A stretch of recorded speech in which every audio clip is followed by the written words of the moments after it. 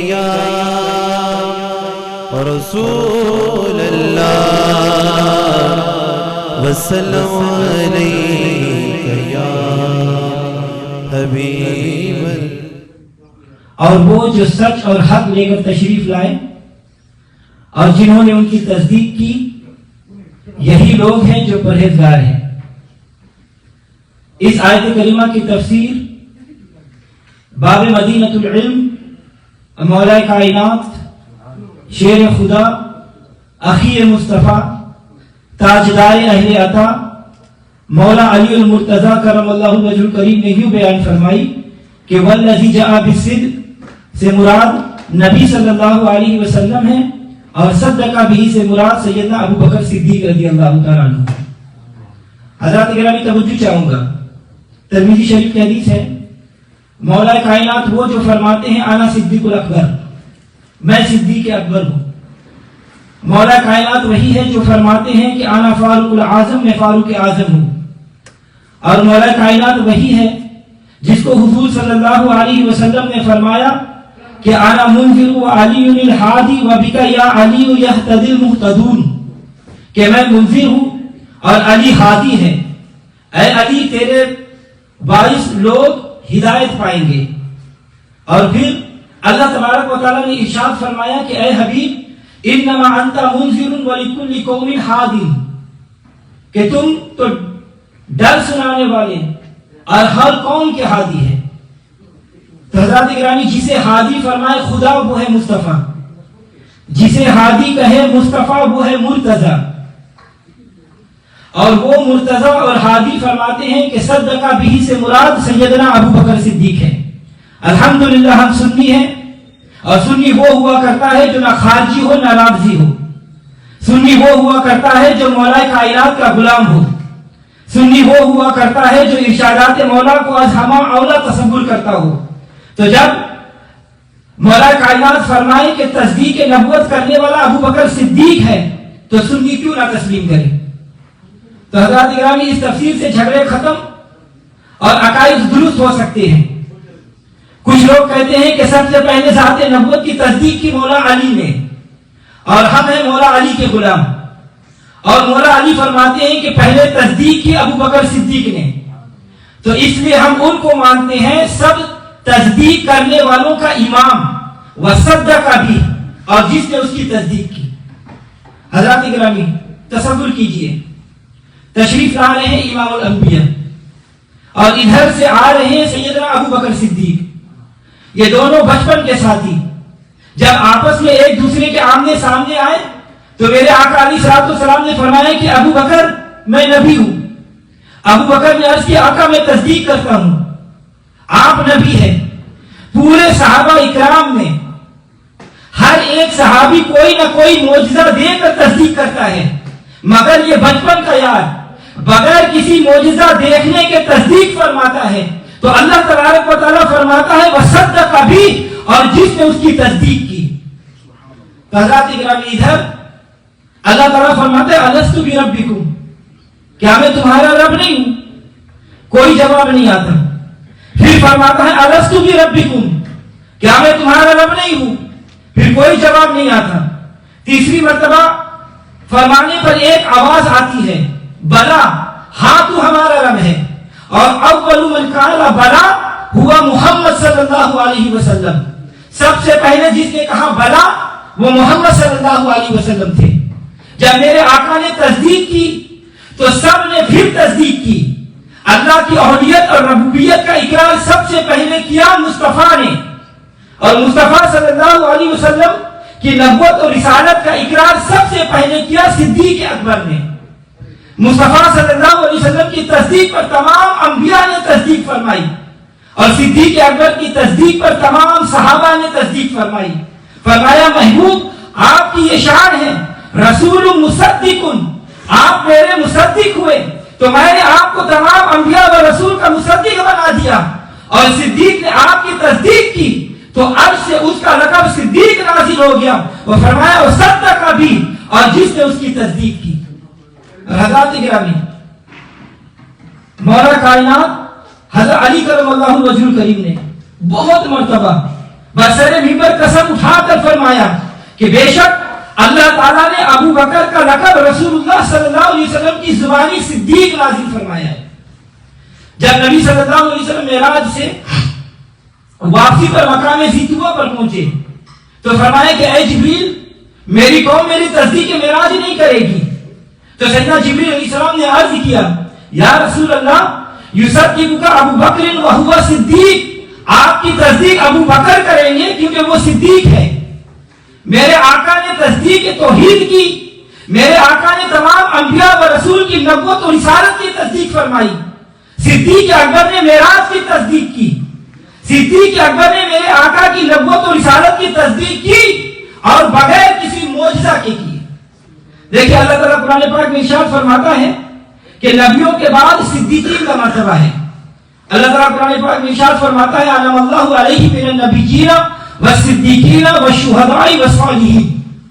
اللہ تعالیٰ نے انعام فرمایا نبیوں پر، اللہ تعالیٰ نے انعام فرمایا صدیقیوں پر، اللہ تعالیٰ نے انعام فرمایا شہداء پر، اللہ تعالیٰ نے انعام فرمایا صالحین پر۔ من النبیین کے بعد فرمایا والصدیقین، اور صدیق اکبر سب صدیقین کے امام اور سردار ہیں۔ میرا نبی سب نبیوں کا سردار، میرا رسول سب رسولوں کا سردار، میرا صدیق اکبر سب صدیقیوں کا سردار۔ فرمایا وصدق بھی، اور جس نے اس کی تصدیق کی۔ ایک ہے حق اور سچ لانے والا اور ایک ہے اس کی تصدیق فرمانے والا۔ حق اور سچ لانے والا سب حق اور سچ لانے والوں کا امام اور سردار ہے، اور اس کی تصدیق کرنے والا سب تصدیق کرنے والوں کا امام اور سردار ہے۔ میرا آقا خدا نہیں ہے، خدا کے بعد سب کچھ ہے۔ میرا صدیق اکبر مصطفیٰ نہیں ہے، لیکن مصطفیٰ کے بعد سب کچھ ہے۔ اسی لیے علامہ اقبال کہتے ہیں کہ خواجہ اول کے اول یار بود، ثانی اثنین اذ ہما فی الدار بود۔ یہ عقیدہ ہے، قرآنی عقیدہ اور درست عقیدہ۔ یہ عقیدہ ہے مولا علی کا عقیدہ اور درست عقیدہ۔ یہ عقیدہ ہے سنیوں کا عقیدہ اور درست عقیدہ۔ حضرات گرامی،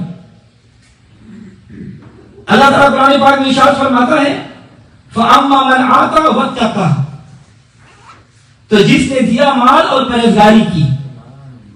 حضرت عبداللہ ابن زبیر رضی اللہ تعالیٰ عنہ سے روایت ہے کہ ابو بکر صدیق کا مکہ میں دستور یہ تھا کہ آپ ضعیف مردوں اور بوڑھی عورتوں کو جب وہ اسلام قبول کر لیتے تو ان کو خرید کر آزاد فرما دیتے۔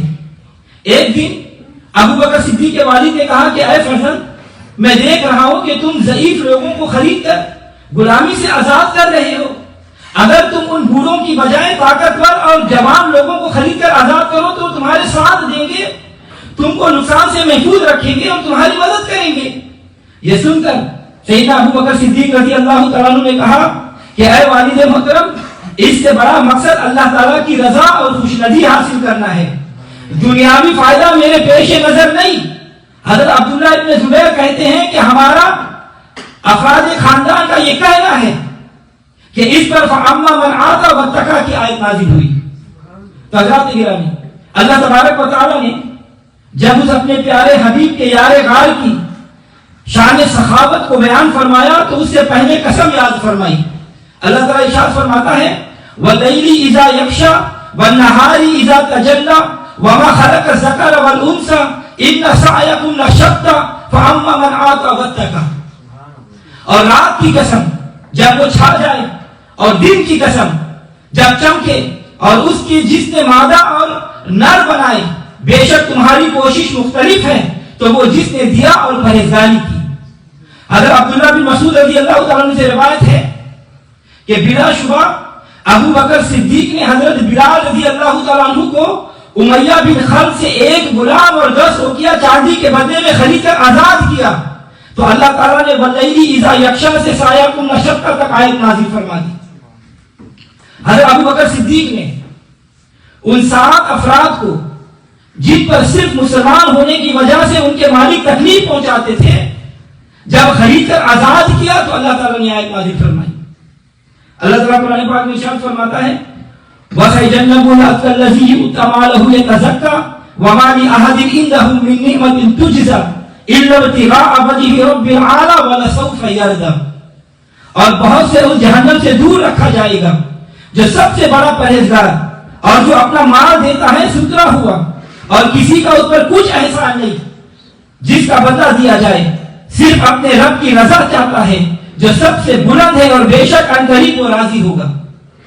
تو اس آیت مبارک کی شان نزول تفسیر میں یہ بھی موجود ہے کہ جب سیدنا ابو بکر صدیق نے حضرت بلال رضی اللہ تعالیٰ عنہ کی بہت بھاری قیمت پر خرید کر آزاد فرمایا تو بعض کفار مکہ نے کہنا شروع کر دیا کہ شاید حضرت بلال یا امیہ بن خلف کا ابو بکر پر کوئی احسان ہوگا کہ جس کا بدلہ اتارنے کے لیے انہوں نے اتنی زیادہ قیمت پر بلال کو خرید کر آزاد کیا۔ تو ان کی مذمت میں آیت مبارکہ نازل ہوئی جن میں فرما دیا گیا کہ ابو بکر صدیق پر حضرت بلال کا یا تم میں سے کسی کافر کا کوئی احسان نہیں ہے، بلکہ صدیق اکبر نے حضرت بلال کو صرف رضائے حق اور خوشنودی رسول برحق کے پیش نظر خرید کر آزاد کیا ہے۔ تو حضرات گرامی یہ شان صدیق اکبر کے ان کے خلوص دل اور حسن نیت کی خدا نے خود گواہی دی۔ تو حضرات گرامی توجہ چاہوں گا، کافر کل بھی صدیق پر شک کرتے تھے، کافر آج بھی صدیق پر شک کرتے ہیں۔ قرآن کل بھی صدیق کا خلوص کا گواہ تھا، قرآن آج بھی صدیق کے خلوص کا گواہ ہے۔ اور کل میدان محشر میں جب ایک طرف ان شک کرنے والوں کو لایا جائے گا اور یہ اپنا بیان دیں گے تو دوسری طرف سے قرآن بولے گا اور صدیق کی صداقت اور تقویٰ و طہارت کی گواہی دے گا۔ فیصلہ کرنے والا مالک حقیقی خود ہوگا۔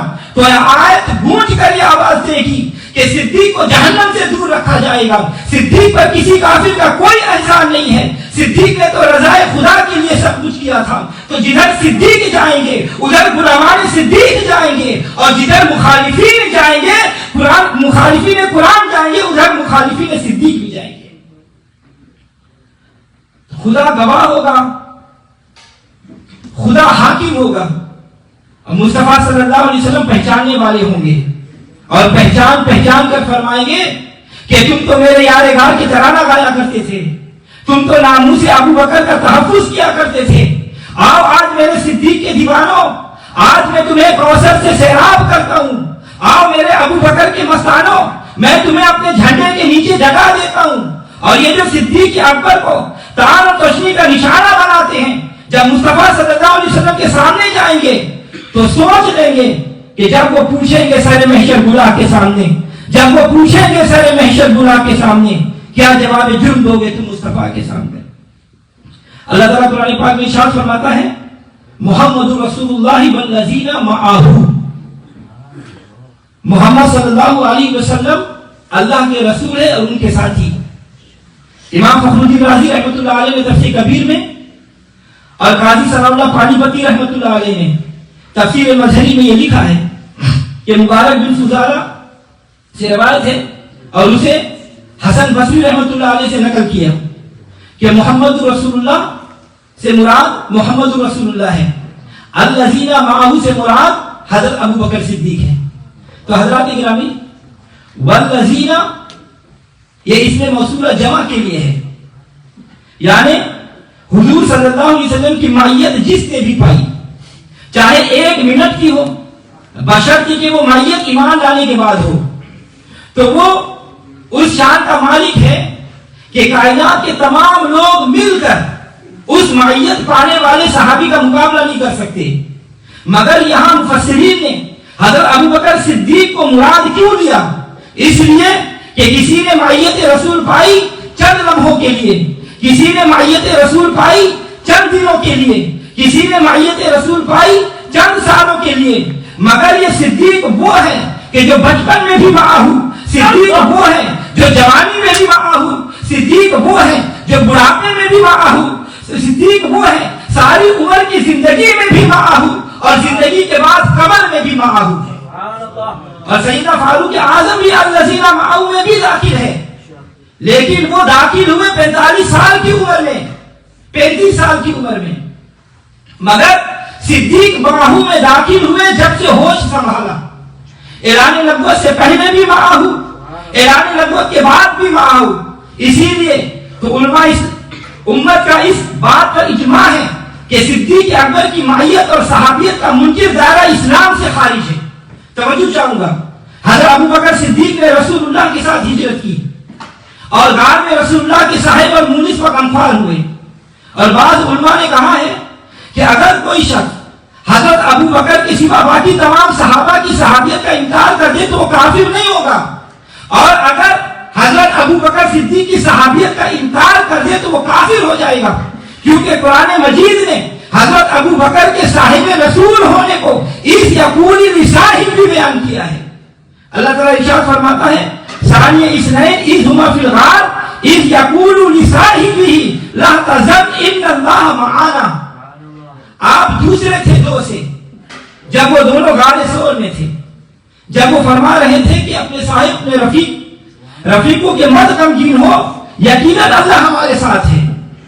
تو صراحتاً یہ صحابیت صدیق کو بیان فرمایا گیا. دوسرے صحابی کی صحابیت کو اس طرح نہیں بیان کیا گیا جس طرح آپ کے لیے لفظ صاحبی فرمایا گیا. اور پھر ثانی اثنین یعنی دونوں میں سے دوسرا. نماز میں پہلے حضور کے بعد صدیق، غزوات میں پہلے حضور کے بعد صدیق، غار میں پہلے حضور کے بعد صدیق، مزار میں پہلے حضور کے بعد صدیق.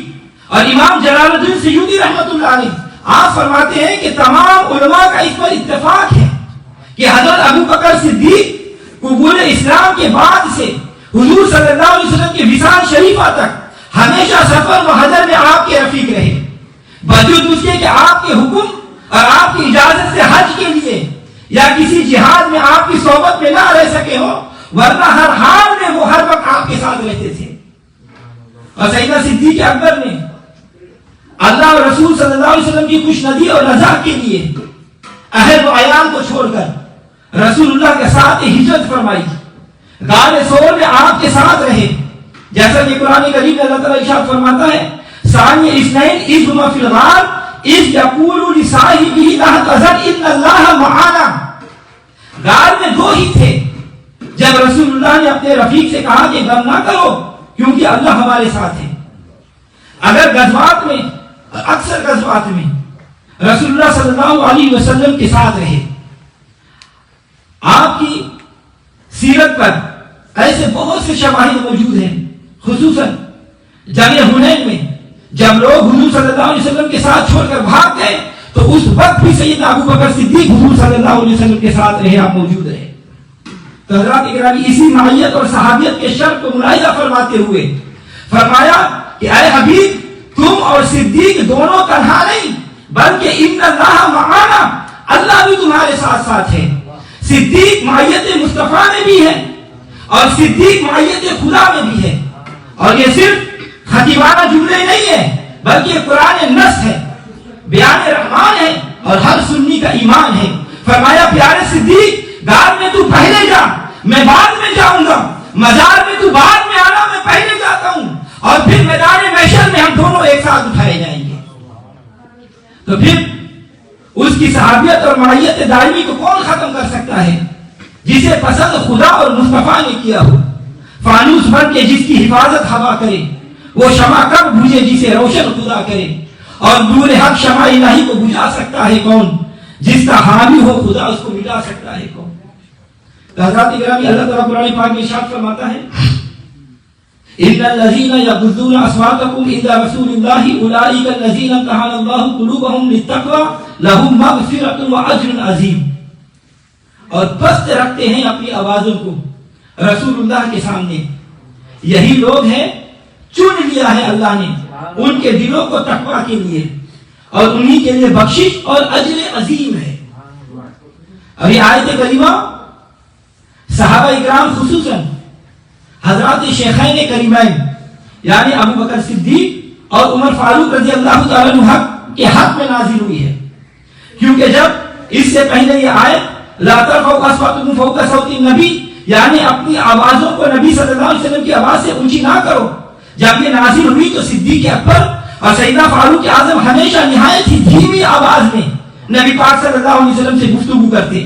اور جب کوئی وفد حضور سے ملاقات کے لیے مدینہ طیبہ پہنچتا تو سیدنا صدیق اکبر ان کی طرف ایک خاص آدمی بھیجتے جو انہیں دربار رسالت میں حاضری اور آداب بتاتا اور ہر طرح کے ادب اور احترام کو محفوظ رہنے کی تلقین کرتا.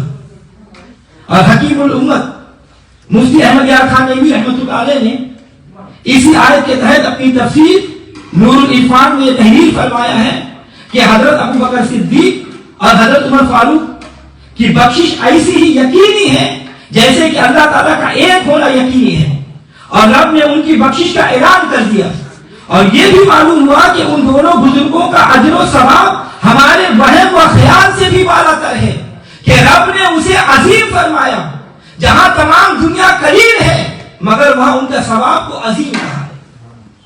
تو حضرات گرامی، حضرت سیدنا صدیق اکبر رضی اللہ تعالیٰ عنہ کا آداب نبوت و احترام بارگاہ رسالت کی تلقین کرنا اللہ تبارک و تعالیٰ کو ایسا پسند آیا کہ اس کے اس انداز کو قرآن کریم میں بیان فرما کر ان کو اجر عظیم کا مستحق قرار دے دیا۔ مگر ان لوگوں کو کیا ملے گا جو نام تو لیتے ہیں صدیق اکبر کا اور گستاخیاں کرتے ہیں حضور صلی اللہ علیہ وسلم کی۔ صدیق اکبر کا غلام وہ ہے کہ جس کا عقیدہ صدیق اکبر کے عقیدہ جیسا ہو۔ صدیق اکبر کا غلام وہ ہے جو آداب نبوت کا پاسدار ہو۔ صدیق اکبر کا غلام وہ ہے جو احترام رسول کو عین ایمان جانتا ہو۔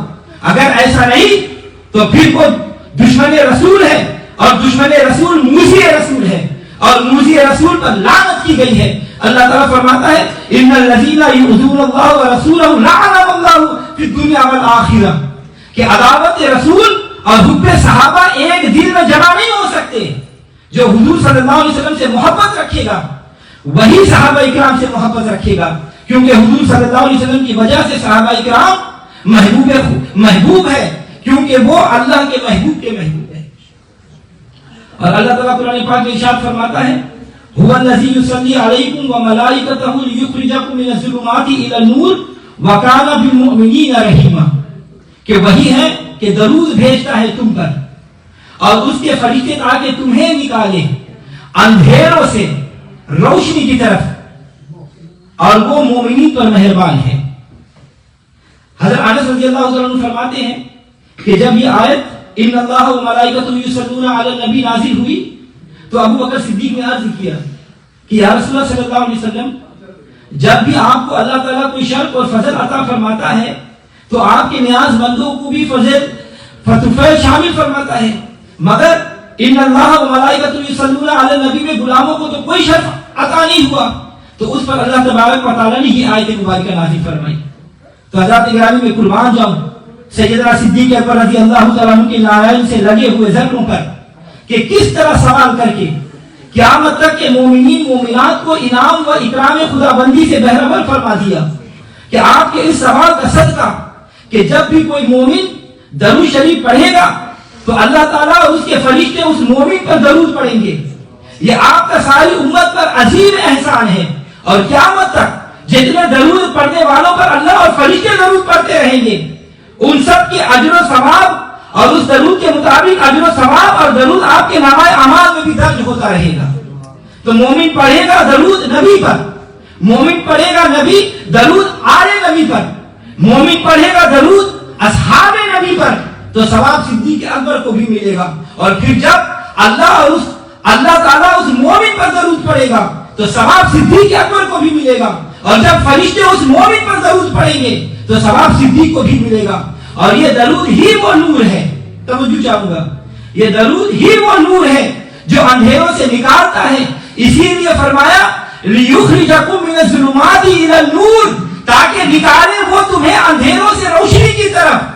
اور اسی لیے سیدنا صدیق اکبر کے حقیقی غلام درود شریف پڑھتے ہی رہتے ہیں، کوئی بھی مجلس ہو مومن درود پڑھتے ہیں، کیونکہ وہ غلامان صدیق اکبر ہے۔ تیجا کی محفل ہو، 40واں ہو، عرس ہو، مومن درود پڑھتے ہیں کیونکہ وہ غلامان صدیق اکبر ہے۔ میلاد کی محفل ہو، معراج کی محفل ہو، 11ویں شریف کی محفل ہو، مومن درود پڑھتے ہیں کیونکہ وہ غلامان صدیق اکبر ہے۔ اذان سے پہلے ہو یا اقامت سے پہلے ہو، مومن درود پڑھتے ہیں کیونکہ وہ غلامان صدیق اکبر ہیں۔ اور جو درود شریف سے منع کرتے ہیں وہ صدیق اکبر کے غلام نہیں ہیں، جو درود شریف سے منع کرتے ہیں وہ اندھیروں میں پھنسے ہوئے ہیں، اور جو درود شریف سے منع کرتے ہیں وہ نور کے بھی مخالفت کرتے ہیں۔ نور عطا ہوتا ہے درود والوں کو، ظلمت سے چھٹکارا ملتا ہے درود والوں کو، اور درود کی توفیق عطا ہوتی ہے صدیق والوں کو۔ تو حضرات گرامی، اللہ تبارک و تعالیٰ قرآن پاک میں ارشاد فرماتا ہے یا ایتھا النفس المطمئنہ ارجعی الی ربک راضیۃ مرضیہ فادخلی فی عبادی وادخلی جنتی، اے ایمان والی جان اپنے رب کی طرف واپس ہو کہ اس سے راضی اور وہ تجھ سے راضی، پھر میرے خاص بندوں میں داخل ہو اور میری جنت میں آ جاؤ۔ حضرت سعید بن جبیر رضی اللہ تعالیٰ عنہ سے روایت ہے کہ حضور صلی اللہ علیہ وسلم کے سامنے جب یہ آیت مبارکہ پڑھی گئی تو سیدنا ابو بکر صدیق نے عرض کیا یا رسول اللہ صلی اللہ علیہ وسلم یہ بہت ہی پیاری بات ہے، تو آپ صلی اللہ علیہ وسلم مبارک نے فرمایا کہ بے شک قریب ہے کہ تمہارے موت کے وقت فرشتہ تم سے یہی کہے گا۔ اللہ اکبر۔ معلوم ہوا کہ تمام نفوس مطمئنہ کے سردار بھی سیدنا ابو بکر صدیق ہیں، جنہیں دربار رسالت سے یہ خوشخبری دی جا رہی ہے کہ آپ سے بھی یہ کہا جائے گا کہ اے نفس مطمئنہ، اور فقیر کو یہ امید ہے کہ سلسلہ عالیہ نقشبندیہ کی نسبت سے تمام اہل سلسلہ کو بھی اسی طرح کہا جائے گا، کیونکہ اس سلسلہ کے بانی سیدنا صدیق اکبر رضی اللہ تعالیٰ عنہ ہے۔ تو حضرات اکرام میں نے قرآن مجید کی تقریباً 12 آیتیں آپ کے سامنے پیش کی سیدنا صدیق اکبر رضی اللہ تعالیٰ عنہ کے متعلق۔ انشاءاللہ اگلے جمعے کو احادیث کی روشنی میں سیدنا صدیق اکبر رضی اللہ تعالیٰ عنہ کے متعلق کچھ عرض کروں گا۔ اللہ تبارک و تعالیٰ اپنے حبیب صلی اللہ علیہ وسلم کے طفیل اسے قبول فرما کر حضور سیدنا صدیق اکبر رضی اللہ تعالیٰ عنہ کے نعرہ میں جگہ عطا فرمائے۔